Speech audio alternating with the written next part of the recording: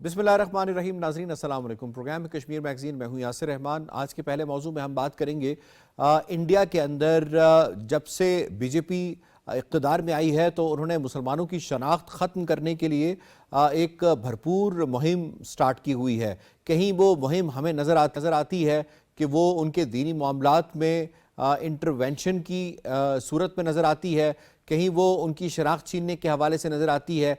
ऐसे ही दो बिल्स जो हैं उत्तराखंड में और यूपी में पेश किए गए हैं, जिसके अंदर जो यूनिफॉर्म सिविल कोड है, जिसको हिंदू कोड कहा जाता है, उसको लाने की कोशिश की गई है, जिसमें मुसलमानों के जो बुनियादी अकायद हैं उनके साथ छेड़छाड़ की गई है। इसको किस हद तक मुसलमानों के अंदर गमो गुस्से की एक लहर दौड़ गई है। मुसलमानों के जो उलमा हैं, जय्यद उलमा हैं इंडिया के अंदर, उन्होंने इस पर बहुत तनकीद की है। और अब देखना यह है कि सिलसिला, क्योंकि एक इलेक्शन स्टंट है जो बीजेपी की जानिब से खेला जा रहा है, ये सिलसिला क्या ये सिर्फ बिल की हद तक रहता है या इससे आगे भी जाएगा? बिल पास भी होगा और उसके बाद फिर इम्प्लीमेंटेशन भी होगी। यहाँ पे जो इंटरेस्टिंग चीज़ है वो ये है कि ये यूनिफॉर्म सिविल कोड तो लाना चाहते हैं, हिंदू कोड तो लाना चाहते हैं, लेकिन खुद हिंदू फैमिलीज़ को, हिंदू जो लॉज हैं उसको इसके अंदर इंटैक्ट नहीं करवाना चाहते। इससे अगर इस्तिस्ना हासिल है तो वो हिंदुओं को इस्तिस्ना हासिल है, लेकिन मुसलमान हों, क्रिश्चियंस हों, दूसरे मज़ाहिब के लोग हों, वो इसके अंदर उनको लाने की एक भरपूर कोशिश की जा रही है।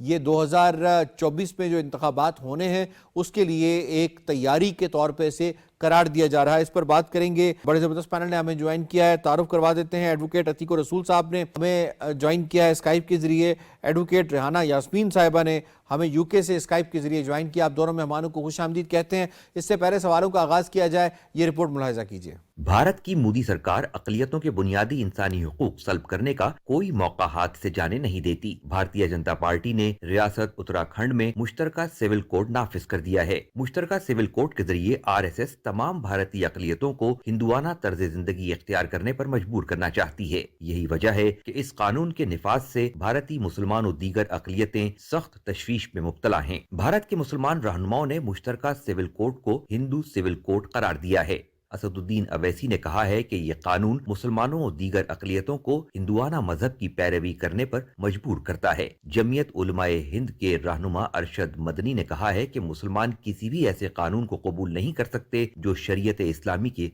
खिलाफ हो। महज उत्तराखंड ही नहीं, राम राष्ट्र के कयाम की ख्वाहां भारतीय जनता पार्टी पूरे भारत में इस कानून को नाफिज करने के दरपे है। सवाल ये है कि आखिर आलमी बिरादरी इस भारतीय इस्तबदादियत पर कब तक खामोश रहेगी? अतीको रसूल साहब, आपको इसमें इन्वॉल्व करूंगा। ये फरमाइएगा कि क्या मकसद है इस यूनिफॉर्म सिविल कोड के लाने का? ये जो टाइमिंग है, खास तौर पे इस हिंदू कोड को लाने की, इस टाइमिंग से हमें क्या मैसेज मिलता है? देखिए, एक चीज तो बड़ी क्लियर है कि जब से मोदी की गवर्नमेंट आई है वो तब से हिंदू कदामत पसंद जो सोच है उसको इंडिया में लाने की कोशिश कर रहे हैं। वो सिर्फ चाहते ये हैं कि हिंदुस्तान में जिसने भी रहना है वो हिंदू होगा तो उसको रहने की इजाजत मिलेगी। वहां पर ना मुस्लिम्स की, ना क्रिश्चियंस की, ना दीगर किसी और मजहब की वहां पर गुंजाइश है। ये एक मैसेज है जो हिंदुत्व की तरफ से और मोदी की गवर्नमेंट की तरफ से आ रहा है। और ये जो यूनिफॉर्म कोड है ये भी उस सिलसिले की एक कड़ी है। और जो शिद्दत पसंद हिंदू हैं उनको अपने साथ, जाहिर है उनके जरिए ये चल रहे हैं, उनको मजीद अपने साथ मिलाने के लिए और उनकी ताकत मजीद बढ़ाने के लिए ये सारा कुछ जो है वो किया जा रहा है। और ये इंडियन जो कॉन्स्टिट्यूशन है उसकी सरीहन खिलाफ वर्जी करता ये जो मोदी है हमें नजर आ रहा है।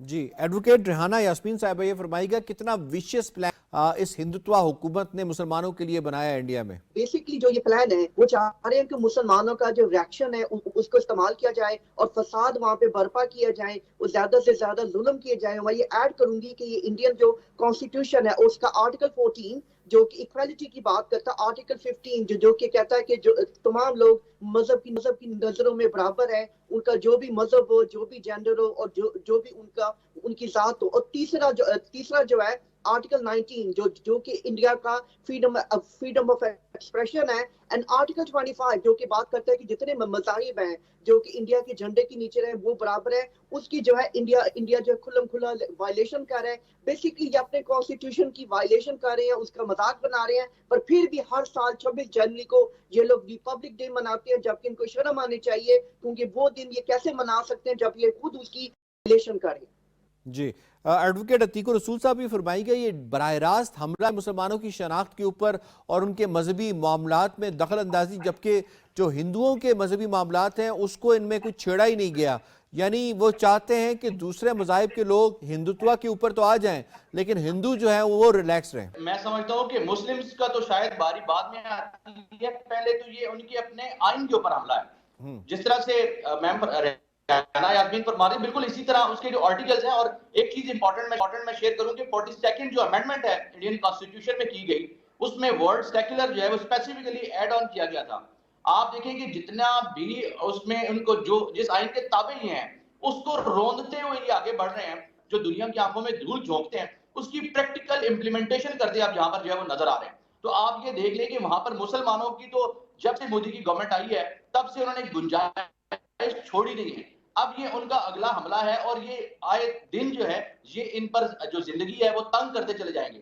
मजहबी जनूनियत को जो ये बढ़ाते हैं, आप इनको देखें कि इनकी कोर्ट्स भी इनको सपोर्ट कर रही हैं, चाहे आप इनकी हाई कोर्ट्स देखें, चाहे आप इनकी सुप्रीम कोर्ट्स देखें, तो ये इनका स्टेट और जो इनकी जुडिशरी है, जो लॉ एनफोर्समेंट एजेंसीज है और जो जस्टिस सिस्टम है, उसके जरिए ये अब वहां से एक जो इनकी हिंदुत्व की जो सोच है, जो सिर्फ और सिर्फ हिंदुइज्म को प्रमोट करने वाली है, उसको ये लेकर आपको आए दिन बढ़ते चले जा रहे हैं और नजर आ रहे हैं इनके इकदाम उस सिमत में जा रहे हैं। और ये इंटरनेशनल कम्युनिटीज की भी जो है, जो इंटरनेशनल लॉ है, इंटरनेशनल कमिटमेंट्स हैं, उनकी वायलेशन भी करते नजर आ रहे हैं। तो जिनकी नजर में अपने आइन की कोई अहमियत नहीं है, वो मुस्लिम्स को कैसे रिस्पेक्ट देंगे? यासिर, एडवोकेट रेहाना साहब, ये फरमाइएगा कि ये जो अपनी कॉन्स्टिट्यूशन की खिलाफ वर्जी कर रहे हैं, एक तो इनकी कोर्ट्स कहाँ पे हैं जो कि कॉन्स्टिट्यूशन को तोड़ने के हवाले से, क्या कोई कानून साजी ऐसी हो सकती है जो कि कॉन्स्टिट्यूशन को वायलेट करती हो? एक तो ये बताइएगा, और दूसरा इस पे इंटरनेशनल लॉज और मुसलमानों के पास अब ऑप्शंस क्या हैं, वो क्या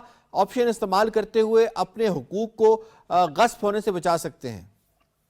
देखिए, सबसे पहले तो मैं कहूंगी कि कोई भी बाहोश इंसान जो कि वकील होगा, जज होगा इंडिया में, वो जरूर इसके ऊपर जो आवाज उठाएगा। पास में भी ऐसा हो चुका है कि जब इन्होंने कश्मीर के ऊपर यानी कि ऑक्यूपाई किया था 5 अगस्त को 2019 को, तब भी बहुत सारे वकील और जज थे, वो जो थे सामने आए थे। और अभी भी आई एम श्योर कि बहुत सारे लोग होंगे जो कि शोर मचा रहे होंगे, पर ये कि वो खुल के बात नहीं कर सकते। उनको पता है कि खुल के बात करेंगे तो ये हमें उसी वक्त जो है, यानी हमारे ऊपर जो एक्ट लगा कि यूपा का जो है ये हमें गिरफ्तार कर लेंगे, क्योंकि आपको पता है कि यूपा जो है सिर्फ मुसलमानों पे नहीं लगाया जा रहा, या कश्मीरियों पे या सिखों के ऊपर, कोई भी जो उनके अपने मुल्क का, चाहे वो हिंदू ही क्यों ना हो, जो आवाज हुकूमत के खिलाफ उठाता है वो उसके ऊपर जो है लगा देते हैं। जो मुसलमान है उनके पास यही ऑप्शन रह गया है कि वो जो इंटरनेशनल बरादरी है, पाकिस्तान है, वो उसकी तरफ रिजू करें। और एक और बात, आपने मुझे इंटरनेशनली पूछा था, तो universal declaration of human rights,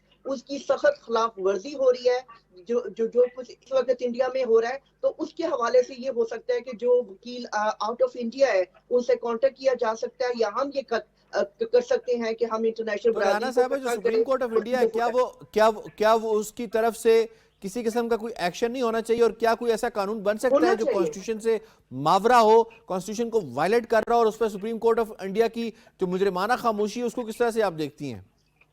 जी बिल्कुल, आप जो कह रहे हैं बात बिल्कुल सही कह रहे हैं, और मैं इसके ऊपर अग्री करती हूँ कि इसके ऊपर कानून बनना चाहिए। बल्कि इंडियन अमेंडमेंट एक्ट यानी कि 1976 जो सा था, उसके अंदर इन्होंने जो सेक्युलर का लफ्ज इस्तेमाल किया था, पर वो सिर्फ एक ढोंग था। और आज तक ये सेक्युलर के नाम के पर मुसलमानों को, ईसाइयों को, सिखों को लूट रहे हैं। बल्कि ये बात भी मैं ऐड करूंगी कि जो सिखिज्म है उसको उन्होंने कंप्लीटली रिजेक्ट कर दिया आर्टिकल 25A में, यानी जिसमें उन्होंने कहा है कि जो सिख हैं वो एक तरह से हिंदू हैं और उनको उसी लिहाज से शादियां करनी पड़ेगी। विरासत में जो उनका जो हिस्सा बनता है, और अगर वो अडॉप्शन भी करते हैं तो हिंदुओं के तरीके से करना चाहिए। आप ये देखें कि एक तरफ वो कह रहे हैं कि फ्रीडम है, यानी जितने भी मज़ाहिब है आर्टिकल 25 में, फिर आर्टिकल 25A में वो सिखिज्म को ही रिजेक्ट कर रहे हैं। तो आप इस उनसे क्या तो कर सकते हैं, और इस चीज को कई दफा सिखों ने यानी इस नुक्ते को उठाया है। हमें चाहिए कि हम इसका फायदा उठाएं और इस चीज को आगे लेके जाएं, ताकि दुनिया को पता चले कि इनका कॉन्स्टिट्यूशन जो है वो एक ढोंग है, और ये जो दुनिया में कह रहे हैं कि हम बड़े सेकुलर कंट्री हैं और हम लोग बड़ी दुनिया की बड़ी डेमोक्रेसी है, यानी ये भी ढोंग है। दुनिया को बताना चाहिए कि ये डेमोक्रेसी कैसे हो सकते हैं जब वहाँ पे मसावी हकूक ही नहीं है लोगों के, स्पेशली जो मुसलमान हैं उनके साथ दिन ब दिन उनकी जो जिंदगी है तंग कर दी जा रही है। जी, अब एडवोकेट अतीकुर रसूल साहब ये फरमाइएगा कि क्या ऑप्शंस बचते हैं इंडियन मुसलमानों के पास, क्या करें, वो इससे कैसे बचें, कैसे वो अपने दीनी अकायद को, मजहबी मामलात को इस हिंदुत्व सोच से बचा सकते हैं? देखिए, इसमें मुख्तलिफ स्टेप्स जो है वो इंडियन मुस्लिम्स ले सकते हैं। इसमें वो आइन का भी रास्ता, कानून का भी रास्ता जो उनके पास इंतहाई लिमिटेड है और ऑलमोस्ट ना होने के बराबर है, जाहिर है एक तो वो ले सकते हैं।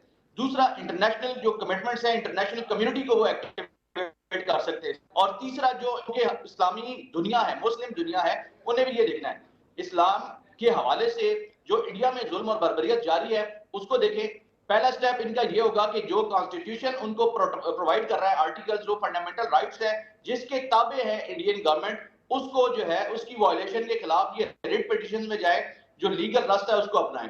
तमाम जो मुसलमान है वो वहां के मुत्तहिद होकर इसके अगेंस्ट एहतजाज करें, और जो दीगर, मैं समझता हूँ कि इंटरफेथ हार्मनी के हवाले से दीगर रिलीजियस जो सेंटिमेंट्स हैं उनको भी एक्टिवेट करें।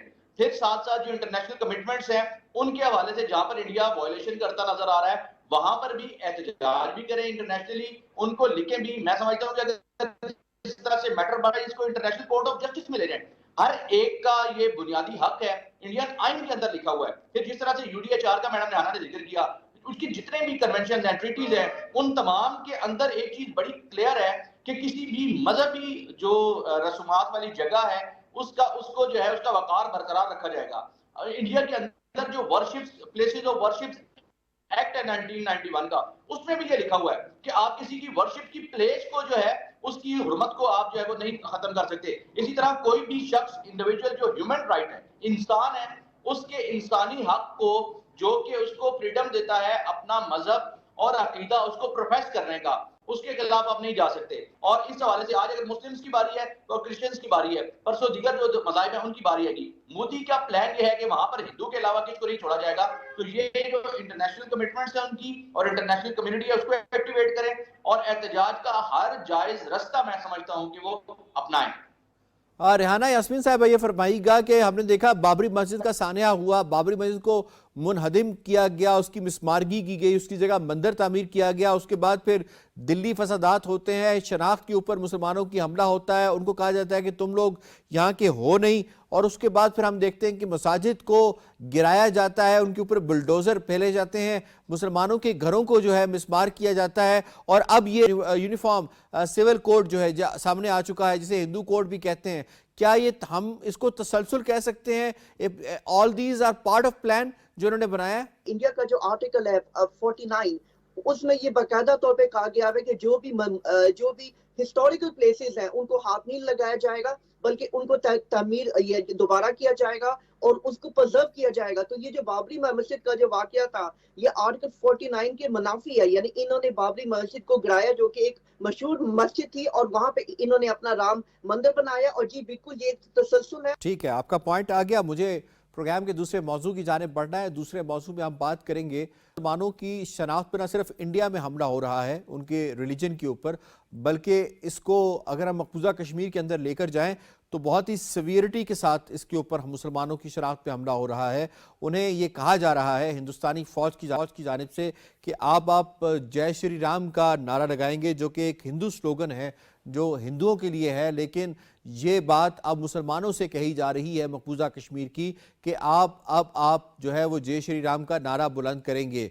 हालिया एक वाकया हुआ जिसके अंदर एक फौजी ने एक बुजुर्ग कश्मीरी मुसलमान को कहा कि आप जय श्री राम का नारा लगाएं, और यकीनन अब उनकी जो सिक्योरिटी है वो इस बात से मशरूत शायद हो गई है कि अगर वो जय श्री राम का नारा नहीं लगाएंगे तो इस पर भी उन्हें या तो गायब कर दिया जाएगा, या अगवा कर दिया जाएगा, या मार दिया जाएगा। इसके ऊपर दुनिया की जो खामोशी है बहुत बड़ा सवालिया निशान है। एडवोकेट अतीक रसूल साहब, ये मकबूजा कश्मीर के अंदर बात यहाँ तक पहुँच गई है कि अब आप कश्मीरियों को जय श्री राम का नारा लगाना पड़ेगा।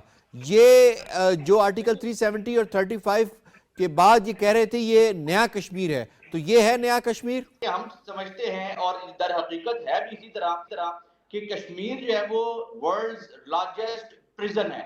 यहाँ पर लोगों को कैद कर रखा है। तो यहाँ पर हम इंडियन कॉन्स्टिट्यूशन की तो बात नहीं करेंगे, यहाँ पर हम उनके आइन की और उनके लॉज की तो बात नहीं करेंगे। यहाँ पर हम ये देखेंगे कि जो लार्जेस्ट प्रिजन है उसके अंदर जो जेनेवा कन्वेंशन के तहत भी जो वॉर क्राइम्स और वॉर से रिलेटेड जो लॉज हैं उनके हवाले से भी कुछ इम्प्लीमेंटेशन होती है।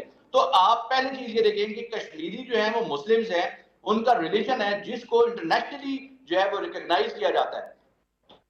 तो उसकी जो ज्यादती और उसके खिलाफ जो एक्सट्रीमिज्म, जो हिंदू कदामत पसंद इंतहा पसंद स्टेट का गासिबाना कब्जा है, उसको इंश्योर करने के लिए और उसको मजीद स्ट्रेंथन करने के लिए वो अब कश्मीरियों के अंदर ये चीज जो है जबरदस्ती ला रहे हैं कि उनको या तो कन्वर्ट किया जाए हिंदूज के अंदर, या खुदा ना खास्ता इतना प्रेशर बिल्ड किया जाए कि वो इसको जो है एक्सेप्ट करने लगे, जो कि मैं समझता हूं कि ये हमारा इंटरनेशनल कम्युनिटी के मुंह पर तमाचा है, जो इंटरनेशनल लॉज के हवाले से, कवानीन के हवाले से और रिस्पेक्ट करते हैं, रिस्पेक्ट की बात करते हैं ह्यूमैनिटी के हवाले से, ह्यूमन राइट लॉज के हवाले से। तो ये मैं समझता हूं कि सख्त तरीन, मैं इसकी मजम्मत भी करता हूं और इसकी ज्यादती भी है। ऐसा नहीं कहा जा सकता, उसको फोर्स नहीं किया जा सकता, क्वेश्चन नहीं की जा सकती, उसको प्रेशराइज नहीं किया जा सकता, किसी के खिलाफ भी ऐसा कुछ नहीं किया जा सकता कि वो अपने मजहब को छोड़े या मजहब के हवाले से जो उसके जज्बात को मजरू करे, ऐसा वो नारा लगाए। तो मुस्लिम्स के हवाले से जो इंडियन की जुल्म और बर्बरियत की दास्तानें हैं वो रुकने का नाम नहीं ले रही, वो बढ़ती चली जा रही है। लेकिन आप दूसरी तरफ कश्मीरियों को भी आप खराज तहसीन पेश करें कि इतने जुल्म, इतनी बर्बरियत और जो इंटरनेशनल कम्युनिटी की बेहिस्ती है उसके बावजूद वो डट कर खड़े हुए हैं। रेहाना यास्मीन साहब ये फरमाइएगा कि कितना एक विशेष तरीके के साथ इन्होंने एक प्लान किया, पहले कवानीन मुतारिफ करवाए, 1000 से जायद कवानीन इस वक्त मकबूजा कश्मीर में आर्टिकल 370, 35A के खात्मे और 30 अक्टूबर 2019 के बाद से यहाँ पे राइज हैं।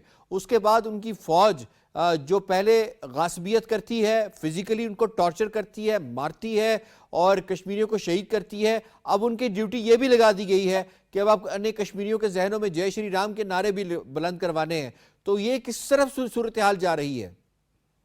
देखिए, मैं ये कहूंगी कि उनकी एक ही ट्राई है कि मुसलमानों में से रिएक्शन निकाले। उनको सबसे ज्यादा जो डर होता है वो कश्मीर के मुसलमानों से है। उनको पता है कि इलेक्शन आने वाले हैं, तो वो चाह रहे हैं कि इलेक्शन से पहले पहले मुसलमानों का रिएक्शन देख ले, उनको गुस्सा चढ़ाएं और ताकि वो उनके ऊपर ज्यादा से ज्यादा जुल्म करें और फिर वो उसका बहाना करेंगे कि जो कश्मीर है वहां पे दोबारा से दंगे फसाद हो गए हैं, पाकिस्तान का अमल दखल है, तो इसलिए हमने वहां पे जो जौन सा है कर्फ्यू लगा दिया है, या हमने वहां पे और जो लॉज है वो मुतारिफ करा दिए, या हमने जी वहां पे जरा सख्ती कर दी है। तो ये सारा का सारा जो है उनके इलेक्शन है ये उससे मुतल्लिका है। दूसरा मैं ये कहूंगी कि कोई भी इंडियन लॉ जो है उसका अतलाक जो है कश्मीर पे नहीं होता, क्योंकि इंडिया ने खुद जो है यूनाइटेड नेशन में लेके गया था और उसने कहा था कि ये एक जो है मुतनाज़ा इलाका है। तो ये यूनाइटेड नेशन सिक्योरिटी काउंसिल जो कि 18 पेश की गई है उसके अंडर है, जो कि पाकिस्तान और इंडिया दोनों ने उसके ऊपर रजामंदगी जाहिर की थी, तो उसको उन्होंने वहां पे अप्लाई किया था। तो इसलिए इंडिया उस वहां पे लॉ नहीं लगा सकता,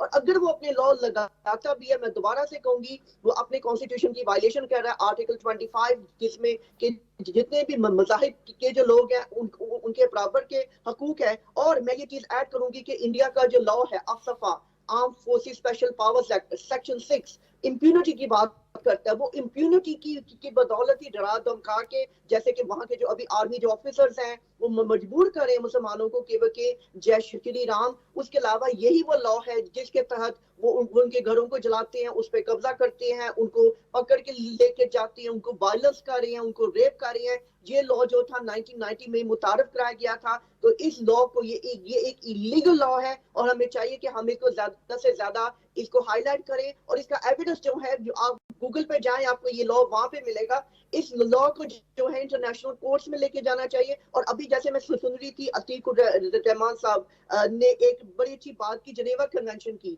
तो ये इसकी खिलाफ वर्जी हो रही है। तो जब जनेवा कन्वेंशन की खिलाफ वर्जी होती है तो एक ही तरीका होता है कि उस कंट्री को डील करने के लिए ट्रेड सैंक्शन। तो हमें ट्रेड सैंक्शन इंडिया के लिए जो है यानी कि हमें दुनिया को इकट्ठा करके कहना चाहिए कि इनके ऊपर आप ट्रेड सैंक्शन करें, ट्रैवल सैंक्शन करें, इनको एक प्रेसिडेंट के तौर पे मुतारफ कराएं ताकि दोबारा किसी की हिम्मत ना पड़े वो किसी भी कम्युनिटी के साथ, स्पेशली जो लोग मुतनाज़ा इलाके में रहते हैं उनके साथ वो इस तरह का ट्रीटमेंट करें।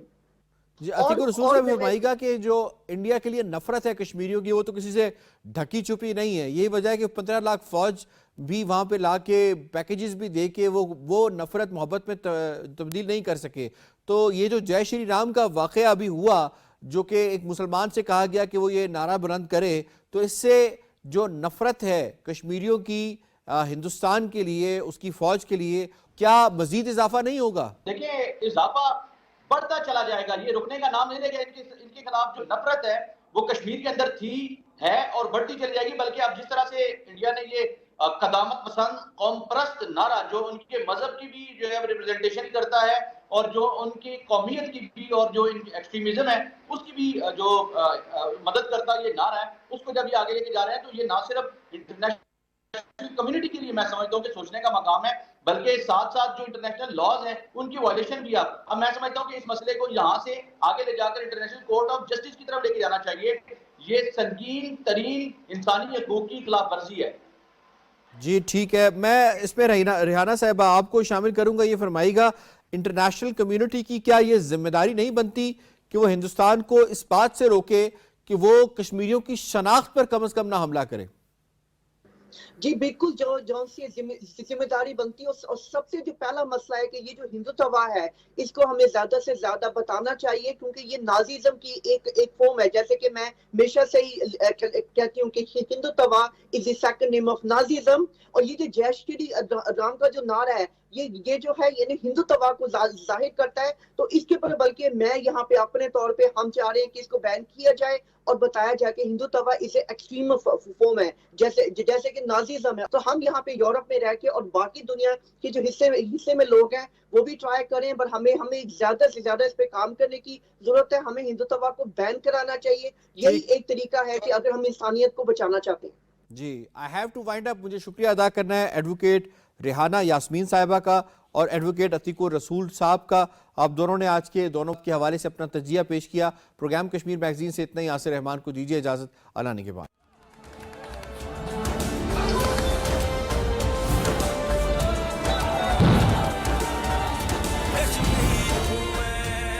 कश्मीर